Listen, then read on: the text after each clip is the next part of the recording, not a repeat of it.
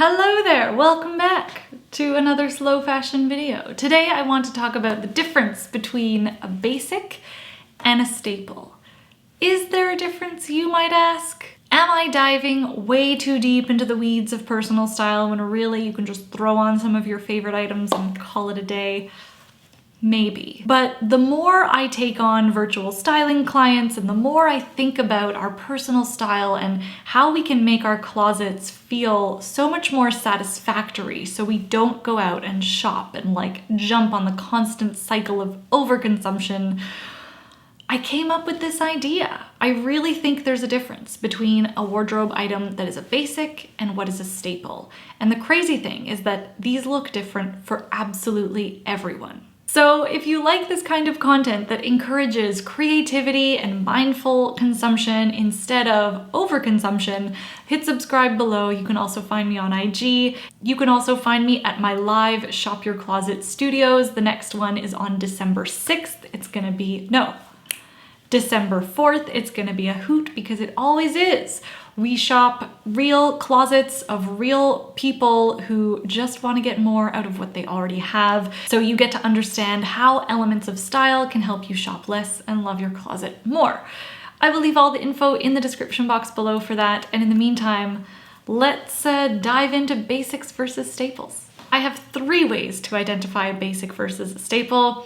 And of course, I'm going to use some of my own examples from my own closet. As always, I've tried to break these down into really general terms and almost like a blueprint so that you can take the idea and apply it to your closet. A basic is something that has to be styled with staples and other you key pieces, versus a staple can really stand on its own to feel like you and fit in with your personal aesthetic.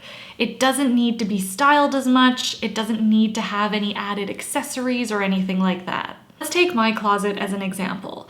My lightweight merino turtleneck, for me, is a basic. I can't just throw this on with no makeup and no hair and nothing else interesting about my outfit and call it a day. I have to make sure it's either deliberately tucked in, worn with a belt. I have to make sure I have really interesting accessories in order for this turtleneck to really shine and feel put together.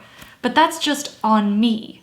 I would argue that on Jennifer Aniston, a turtleneck looks phenomenal no matter what. I mean, she's a celebrity, so she looks phenomenal no matter what. But if you look at the entire course of her career, Jennifer Aniston is always wearing a turtleneck, whether she's in character or not. It doesn't really matter what her hairstyle of the moment is, and it doesn't really matter what the occasion is. So for me, it's a basic, but for her, it's more of a staple. A basic still feels basic when you put it on. It's not a garment that always travels with you because it's not something that you can lean on when you're having a bad day or when you just don't know what to wear. A staple, on the other hand, is something that even on the absolute worst of worst days, when you put your staple garment on, it feels awesome. A staple isn't necessarily a standout piece. They're often things that you have multiples of in different colors. Ultimately, a basic doesn't speak to your personal style. It helps tell the story of an outfit and it helps to bring everything together, but it's not the narrator, you know? Whereas a staple tells a story about your style right away. In fact, it could do this on its own if it was one of the only interesting pieces you were wearing. If we're looking at my closet as an example, a button-up shirt or a simple pair of denim or even a killer shoe, for me, I would argue are staples. When you understand your staples and you start incorporating them in different ways into your looks, you can create some really beautiful outfit uniforms. And it's not gonna bother you that you're wearing similar outfits all the time because you just feel so good in them. There is one similarity between basics and staples that is really important, and that is that both can be worn with almost anything in your closet. I've created a lookbook for you of some of my past staples and basics so that hopefully it helps you understand the difference and it allows you to go into your closet and identify these pieces for you and your personal style. I would also recommend taking photos when you do these experiments so you can see the outcome of your staples versus basics and really identify them.